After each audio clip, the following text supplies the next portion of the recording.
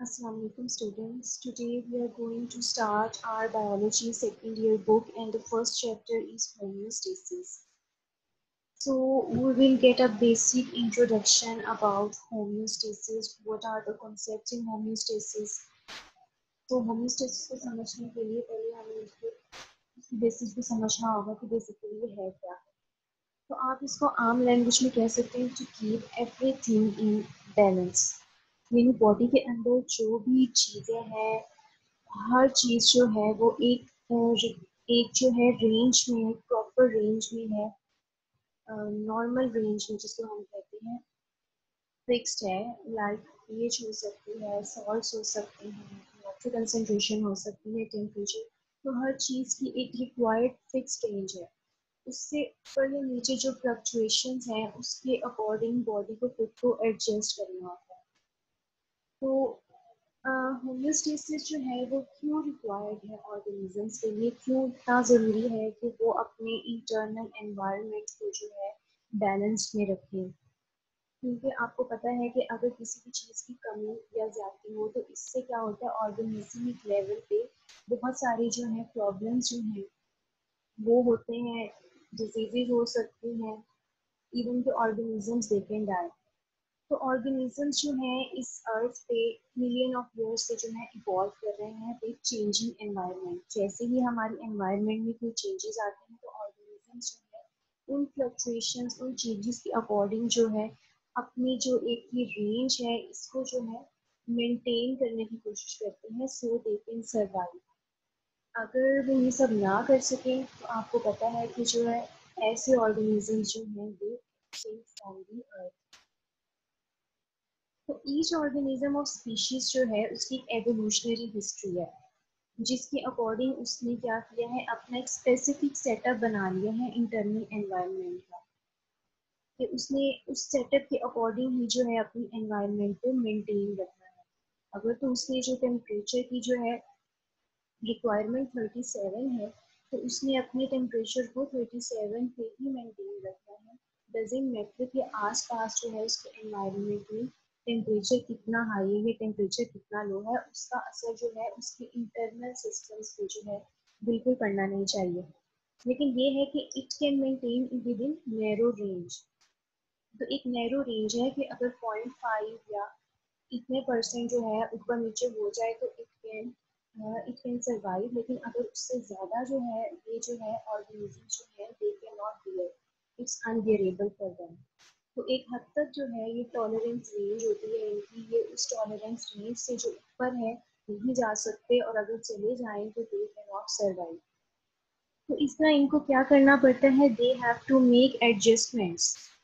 अगर उनकी बॉडी का फॉर एग्जांपल टेम्परेचर बढ़ है तो उसको एडजस्ट करना पड़ेगा कि वो वापस से अपने उस सेट पॉइंट पे आ जाए। अगर तो जो टेम्परेचर बढ़ना शुरू हो गया है तो उन्हें उसको क्या करना पड़ेगा, लो करना पड़ेगा, और अगर लो होना शुरू हो गया तो उन्हें उसे क्या करना पड़ेगा, हाई करना पड़ेगा। तो होम्योस्टेसिस से अगर हम डेफिनेशन देखें तो वो क्या है, protection of internal environment from harms and fluctuations of external environment. External environment में जो भी चेंजेस आए हमने अपनी बॉडी को उससे क्या करना है, प्रोटेक्ट करना है। अगर तो बहुत ज़्यादा टेम्परेचर लो हो गया है तो ऑर्गेनिज्म से क्या कर सकते हैं, they can freeze to death. तो उन्हें अपने आप को इस एनवायरनमेंट में सर्वाइव करवाना है।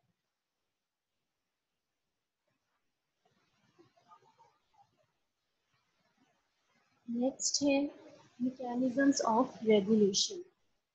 अगर किस तरह से अपनी जो है होम्योस्टेसिस को मेंटेन रखते हैं उसके लिए कुछ मैकेनिज्म्स हैं जो ये फॉलो करते हैं। यहाँ 3 तरह के मैकेनिज्म्स हमें देखने को मिलते हैं होम्योस्टेसिस में। First is osmo regulation, second is thermo regulation and third is excretion. अब इन तीनों में क्या डिफरेंस है, ऑस्मो रेगुलेशन में क्या होता है, ऑर्गेनिज्म जो है अपने बॉडी की वाटर एंड सॉल्ट कंसेंट्रेशन को मेंटेन रखते हैं with in the required range. Thermo regulation में ये क्या करते हैं, अपने बॉडी के टेम्परेचर को मेंटेन करते हैं with in the required range. इसी तरह एक्सक्रीशन में क्या होता है, ये जो जितने भी इनकी बॉडी के अंदर जो रिएक्शंस हो रहे हैं, मेटाबॉलिक रिएक्शंस, उनसे जो नाइट्रोजनस वेस्ट बन रहे हैं उसको अपनी बॉडी से क्या करते हैं, एलिमिनेट करते हैं थ्रू एक्सक्रीशन। तो कंट्रोल सिस्टम जो है इसमें हमें किस तरह की दो तरह के एनवायरनमेंट का जिक्र हुआ है होम्योस्टेसिस में। One is external environment and other is internal environment. तो हमने एक्सटर्नल एनवायरनमेंट के फ्लक्चुएशंस के अकॉर्डिंग अपनी बॉडी के इंटरनल एनवायरनमेंट को मेंटेन रखना।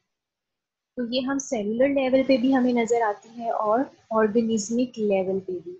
फॉर एग्जांपल अगर कोई यूनिसेलुलर ऑर्गेनिज्म है तो उसको तो जस्ट सेलुलर लेवल पे चाहिए होम्योस्टेसिस। लेकिन अगर कोई मल्टी सेलुलर ऑर्गेनिज्म है जिसमें तो बहुत सारे सेल्स हैं तो वो क्या करेगा, ऑर्गेनिज्मिक लेवल पे भी अपनी बॉडी के जो है फ्लक्चुएशंस को मेंटेन करेगा, ना सिर्फ सेलुलर लेवल पे बल्कि ऑर्गेनिज्मिक लेवल पे। तो इसकी एग्जांपल हमें यहाँ पिक्चर में दिखाई दे रही है जिसको हम बेहतर तौर पर अंडरस्टैंड कर सकते हैं।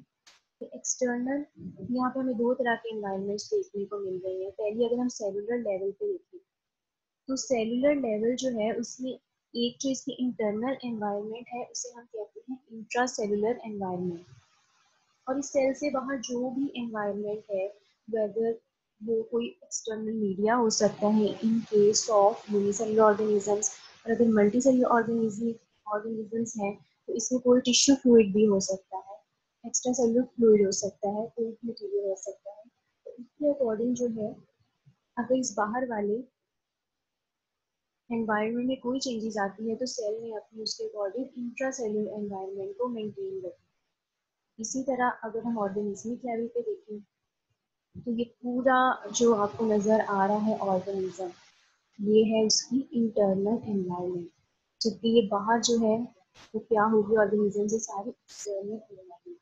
तो फ्लक्चुएशंस हमने जो है विदिन नैरो रेंज अपनी बॉडी के अंदर मेंटेन करनी होती है, जबकि एक्सटर्नल एनवायरनमेंट की फ्लक्चुएशंस से हमारा कंट्रोल नहीं है, उनकी कोई वाइडर रेंज हो सकती है। ये बहुत हाई लेवल की हो सकती, हाई लेवल पे भी जा सकते हैं, बहुत लो लेवल पे भी। हम जस्ट अपनी इंटरनल फ्लक्चुएशंस को कंट्रोल कर सकते हैं। और एक चीज आपको यहाँ नजर आएगी, कंट्रोल सिस्टम। अब ये कंट्रोल सिस्टम जो है सेलुलर लेवल पे भी और ऑर्गेनिज्मिक लेवल पे भी ये क्या करते हैं, ये बेसिकली डिटेक्ट करता है कि क्या चेंजेस एक्सटर्नल एनवायरनमेंट में आए हैं और उसके अकॉर्डिंग जो है हमारी बॉडी को, हमारे सेल को जो है मैसेज कन्वे करता है कि वो उसके अकॉर्डिंग अपने अंदर क्या एडॉप्टेशंस करे, क्या एडजस्टमेंट्स करें। अब कंपोनेंट्स क्या हैं होम्योस्टेसिस के। होम्योस्टेसिस का एक पूरा जो एक प्रॉपर फंक्शन है वो किस तरह से परफॉर्म होता है, तो उसके बेसिकली थ्री कंपोनेंट्स हैं। फर्स्ट इज रिसेप्टर्स, जो कि क्या करते हैं, सबसे पहला काम तो आपको पता है कि डिटेक्शन होता है। पहले जो है बॉडी जो है वो डिटेक्ट जब तक नहीं करेगी एक्सटर्नल एनवायरनमेंट की फ्लक्चुएशंस को, प्रॉब्लम्स को, तब तक वो क्या है उसके अकॉर्डिंगली इफेक्ट नहीं कर सकती, उसके अकॉर्डिंगली अपने आप को एडजस्ट नहीं कर सकती। Second is control centre. अब ये मैसेजेस जो है कंट्रोल सेंटर में कन्वे होते हैं।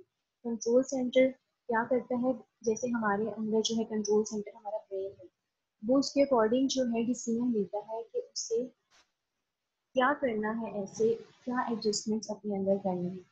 और इफेक्टर्स जो हैं उसके मैसेज के अकॉर्डिंग क्या करते हैं, फंक्शन परफॉर्म करते हैं फॉर मेकिंग एडजस्टमेंट्स। जैसे हमें यहाँ पिक्चर में नजर आ रहा है, it is a control system for thermo regulation. Receptors ने क्या किया है, डिटेक्ट किया है एक्सटर्नल एनवायरनमेंट में टेम्परेचर चेंज। तो कंट्रोल सेंटर में एक सेट पॉइंट है टेम्परेचर का, फॉर एग्जांपल इट इज 37। तो उसने देखा है कि इस 37 से कितना ज़्यादा जो है टेम्परेचर नीचे गया है या ऊपर गया है, तो वो उसके अकॉर्डिंग जो है डिसीजन लेगा और इफेक्टर्स उसके अकॉर्डिंग जो है फंक्शन परफॉर्म करेंगे। अगर तो टेम्परेचर 37 से बढ़ रहा है तो इफेक्टर्स क्या करेंगे, बॉडी में कूलिंग मैकेनिज्म जो है उसको एक्टिवेट करेंगे।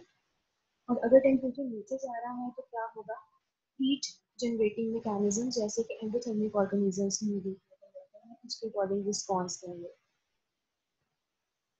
ये जो रिस्पॉन्स है ये क्या करता है, it serves as negative feedback, feedback mechanism के तौर पे काम करता है और स्टॉप करता है सारी मैकेनिज्म को। जैसे ही हमारा टेम्परेचर जो वापस 37 पे चला जाता है, ऐसा ना हो कि उसको कम करते करते वो ज़्यादा कम हो जाए या ज़्यादा करते करते उससे भी ज़्यादा चला जाए।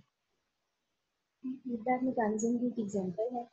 फीडबैक मैकेनिज्म का आप कॉन्सेप्ट इस तरह से ले सकते हैं कि ये क्या करता है, काउंटरएक्ट करता है जो भी फंक्शन परफॉर्म हो रहा है उसके ऑपोजिट। और ये एग्जांपल है नेगेटिव फीडबैक।